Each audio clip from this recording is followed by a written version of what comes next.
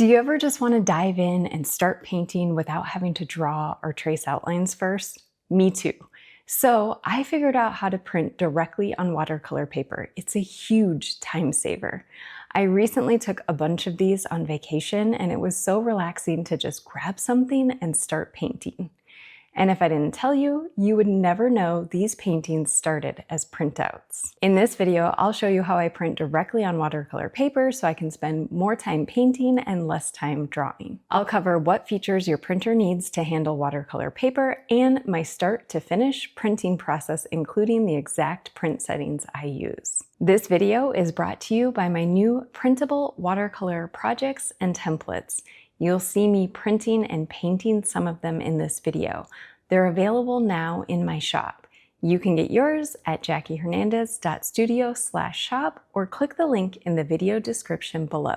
Whether you have an inkjet printer or a laser printer, there are 3 features you need to successfully print on watercolor paper. First, you need waterproof ink or toner that won't smudge or bleed when you paint over it. Second, you need a manual feed slot. And third, you need the straightest print path possible so the watercolor paper doesn't get bent during the printing process. I'm going to focus on using a home laser printer in this video. I've had this Brother laser printer for a little over 7 years.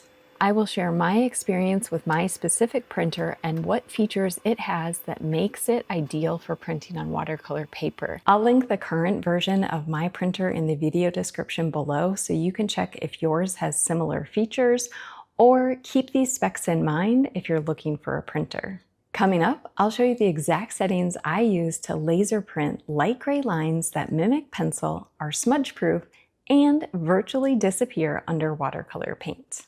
The best way to know if your printer can print on watercolor paper is to try it using the tips I'm about to share. Before we continue, I should mention that using paper thicker than your printer is designed to handle may void your warranty.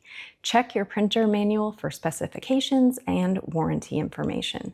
Since my printer is no longer under warranty, I wasn't concerned about it. One of the things that's great about laser printers is instead of ink, they use toner, which is waterproof. And toner cartridges last way longer than ink cartridges. I think I've only replaced mine twice in 7 years. The problem with most laser printers is how they bend the paper during printing. My printer pulls paper from the lower tray. The paper starts out face up, then it goes over the rollers and guides inside the printer and comes out on top, face down. This is fine for regular copy paper, which bends easily and goes back flat. Watercolor paper is much thicker and isn't as flexible, so trying to print on watercolor paper the same way may cause paper jams and ruin your watercolor paper. Thankfully, some printers, including mine, have extra features that solve this problem. Here's what you need to look for. First, you want a printer with a manual feed tray. Mine has a manual feed slot behind this door on the front of the printer.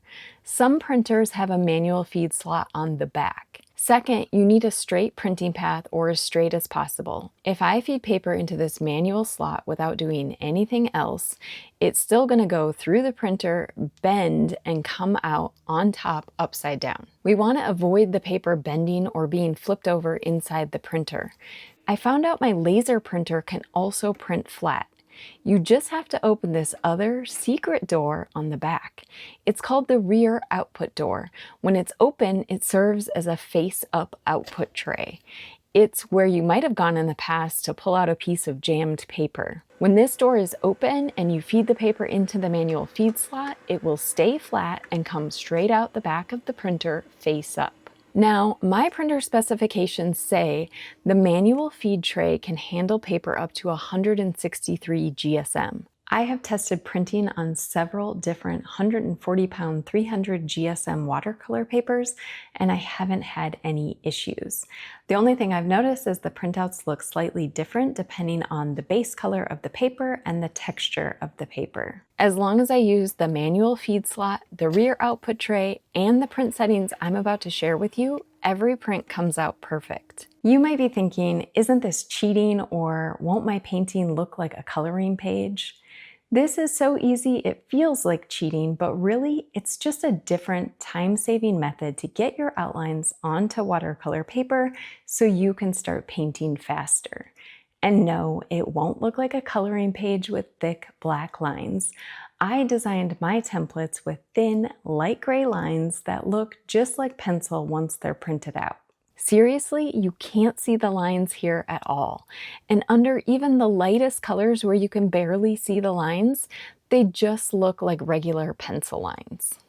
If you like to sketch or trace digitally or prefer to make your own templates, let's talk about how to make your printed lines look like they were drawn with a pencil. When I designed my templates, I set the stroke size to 1 pixel and I changed the color of the line work to a very light gray that closely mimics the look of a 2H pencil. Once you paint over it, it almost completely disappears, especially under mid to dark watercolor tones. Before I share the exact print settings I use, I want to mention one more bonus feature of printing with a laser printer.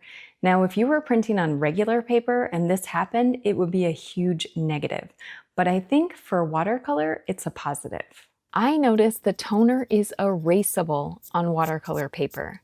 On normal paper, the toner is fused to the paper and does not erase.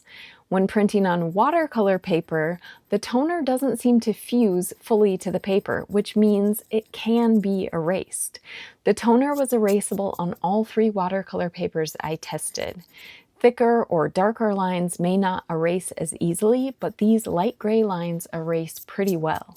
This is great for watercolor because if your paint doesn't cover the lines, you can erase any visible lines. If you're printing with an inkjet printer and waterproof ink, the lines will not be erasable. Okay, let's go over the start to finish process and the print settings to make this work.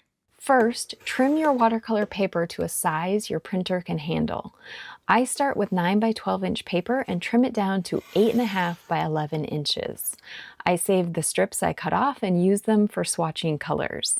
Second, set up your printer for manual feed with a straight print path. For my printer, that means opening the manual feed slot at the front and opening the rear output door on the back.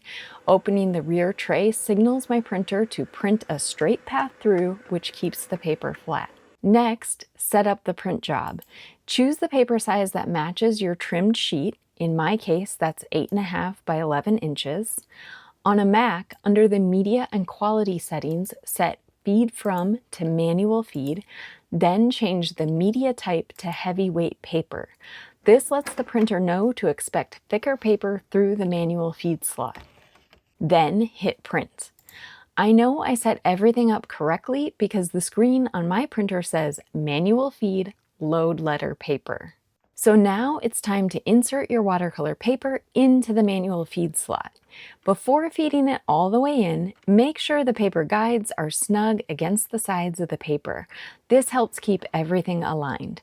Don't force the paper into the feed slot. Push the paper in gently until the printer grabs it, then let go and allow the printer to do the rest.